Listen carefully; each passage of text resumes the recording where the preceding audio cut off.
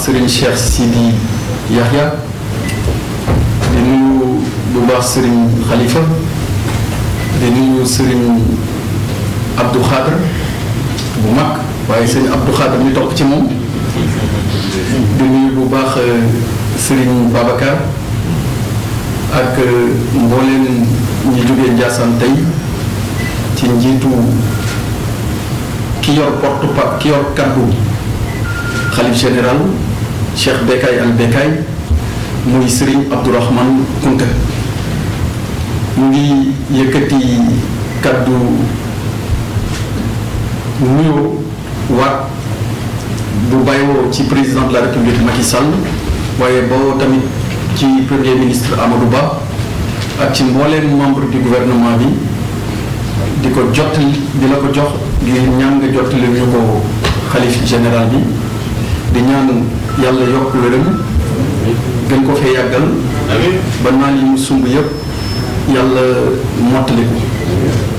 di jaay seen nawat alayhi salaatu salaam. réunion tey bi dafa dëppoo ak waajal Gammu Ndiassane bu édition 2022 génn na léegi ci waxtaan bi ci anam yu bari. Gammu Ndiassane dafa am une dimension internationale ndax ñi ko seqal muy ay taalibe ak ay jullit yuy jóge ci réew bi ñu wër waaye tamit ci di doon ay jullit yoo xamante ni tamit ñu ngi jóge ci réew sax ñu gën a sori waaye li ci gën a mandargawu mooy dafa am une dimension sous-régionale parce que nit ñi dinañ bawoo Mauritanie ñii bawoo Gambie ñii bawoo Mali ba léeg-léeg sax ñenn ñi dinañ gis ni dinañ bawoo ba Côte d'Ivoire wala ba Guinée kon mën nañ ni gàmmu sous-régional la loolu nag dafay tax ni état di taxawoo saa su nekk këru diine yëpp dina am beneen dimension parce que nit yi dañuy traverser frontières yi di ñëw ñu yokk ko te loolu mooy li nga xamante ni président de la République digal nañu ku ne xam na solo ak place bi nga xam ni jox na ko diine ci doxalinam ci politique am publique waaye tamit ci digganteem ak sëriñ yi fu mu dem ci këri diine yi li mu fay fekk mooy waajur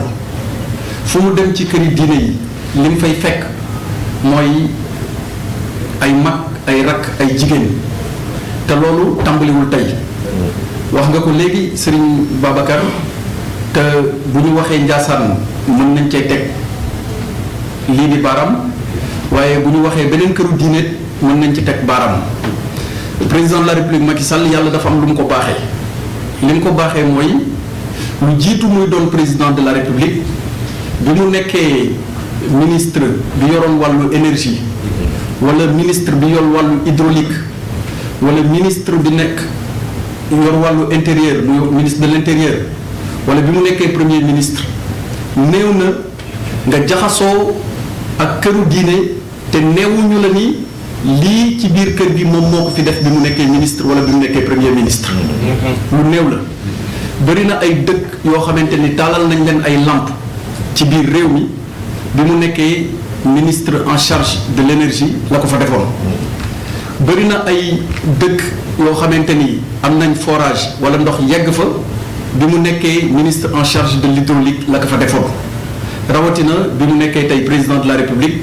ku ne gis na programme spécial bu am solo bi nga xamante ni def na ko jëmale ko ci këri diine yépp ba tax na li mu njëkk a saytu mooy xool bu demee ci këru diine li nga xamante ni bu ci waxtaanee xalifa ba noppi war nañ cee jublu mu dal di ciy taxaw looloo tax këri diine yu bëri gis nañ mu def ay kër yoo xam ne daluwaay la waaye gis nañ tamit léeg-léeg mu dem ci benn kër xoolal boppam waxtaan ceeg xalifa bi am nu mu ko mandargale ba yéeneen sotti dafa am rek lenn lu ciy dem léegi sama xel muy lu gouverneur bu Thiès bi demoon seeti ca fan yële weesu biñ koy door a installé mu demoon seeti xalifu Thiénaba nga xam ni seen mbokk la ci diine waaye seen mbokk la ci lépp ngeen bokk lépp xalifa bi ko gouverneur u Thiès bii demee seet yi dama ko dégg mu nettali lu am solo ci sutura président de la République mais également ci ni nga xamante ni moom lay doxee mu doon it li nga xam ne moom la ñu sant parce que yitte bi ñuy def ci liggéey bi nga xamante ni ñu ngi ko seq ak yéen service su état bi yëpp mobilisé wu seq ko ak yéen ñu ngi koy defee ci ndigalam parce que xam na ni dara bàyyiwuñ fi lu dul nekk ci service su askan wi nekk ci service su askan wi nag mooy xool li nga xamante ni seen xol jublu na ko seen xel jublu na ko ndokk yàlla bi nga xamante ni dafa doon yiw ñuy wesaare wu jëm ci askan wi ki nga xamante ni mi ngi lay woo di la wax ni kaañu liggéey jëmale ko ci gàmmu kooku état lay liggéeyal nation lay liggéeyal société bi lay liggéeyal ndaxte gàmmu ginnaaw ñaan yi nga xamante ni ñu ngi fay jub bu ñu gisee intérêt bi gën a immédiat mu jëm ci wàllu askan wi dañuy waxaat nit ñi ñu gën a takku fàttali leen jikko yu rafet yi nga xamante ni moom la yonent bi lamboo woon sallallahu alayhi wa sallam waaye ñu fàttali nit ñi ni loolu moo war a doon seen taxawaay kon ki nga xamante ni mi ngi tëgg doomu aadama di xool naka la war a taxawaayam war a demee kooku képp koo xamante ni jóg nga rawatina état dem ànd ak moom liggéey bi ànd ak moom teewaay bi kooku yéen a bokk di jaamoondoo yàlla ci liggéeyal réew mi te loolu mooy gàmm looloo taxoon mag ñi ci seen xam-xam ak ci seen xikma ñu dem ba xam ni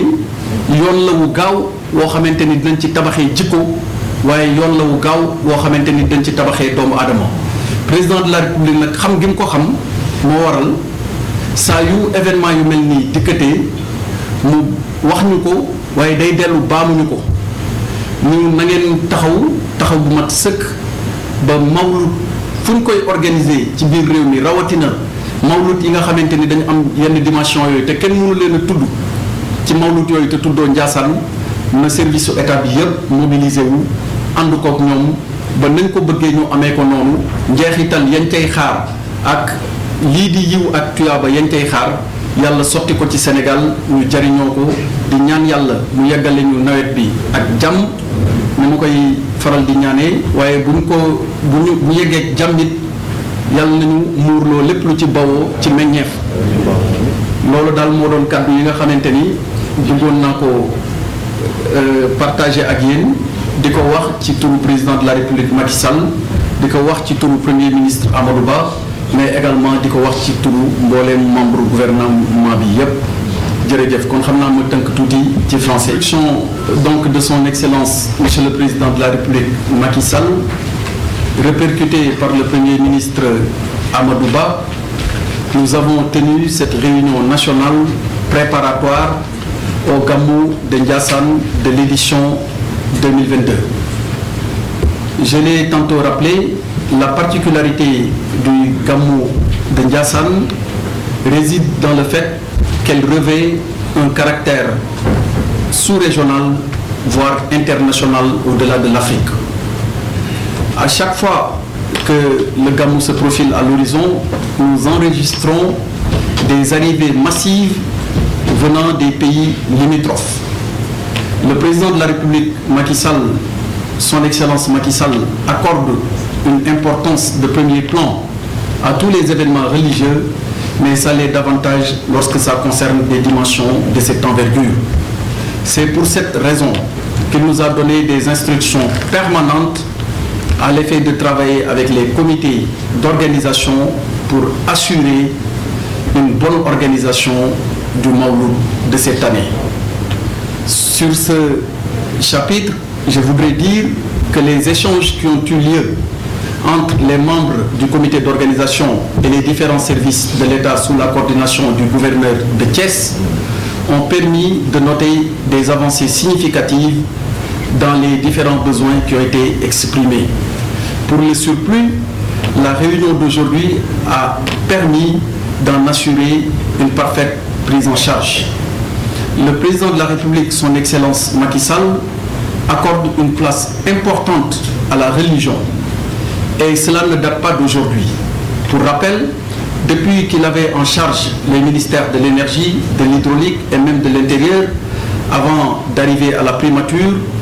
Il est rare qu'on se déplace dans un foyer religieux sans qu'on nous rappelle que le président de la République, Macky Sall, à l'époque où il était ministre, a été à l'origine d'importantes réalisations dans ces domaines. Cela témoigne une fois de plus, si besoin en était encore,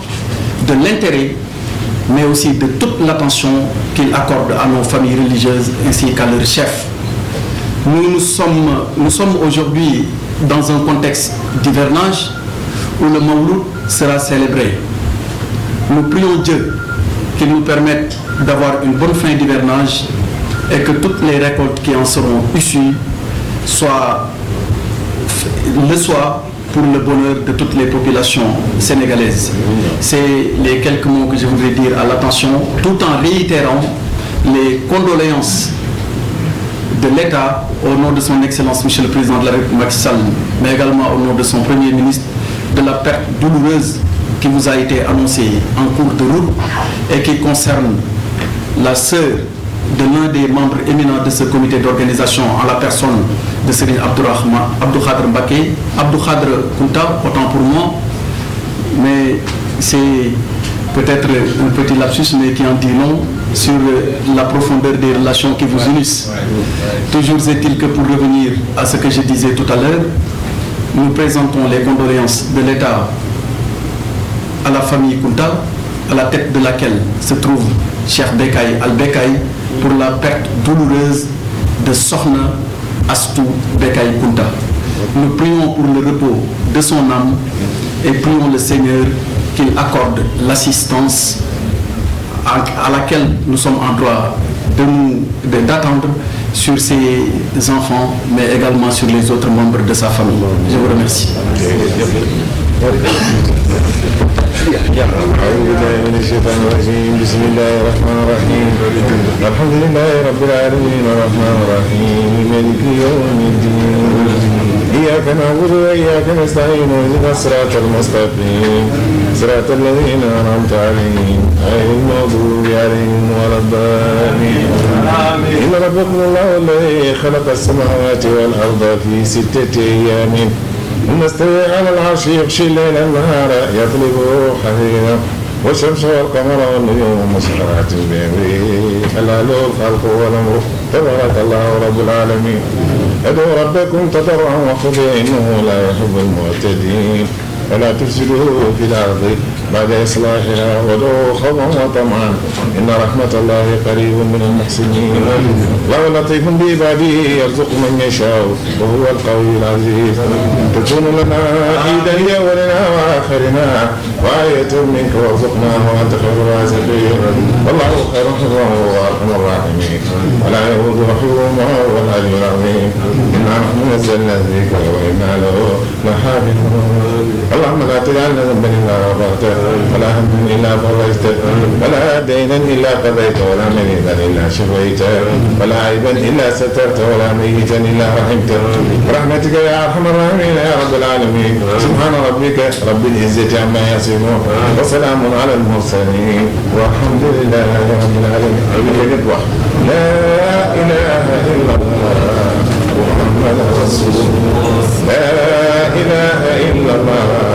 محمد رسول الله لا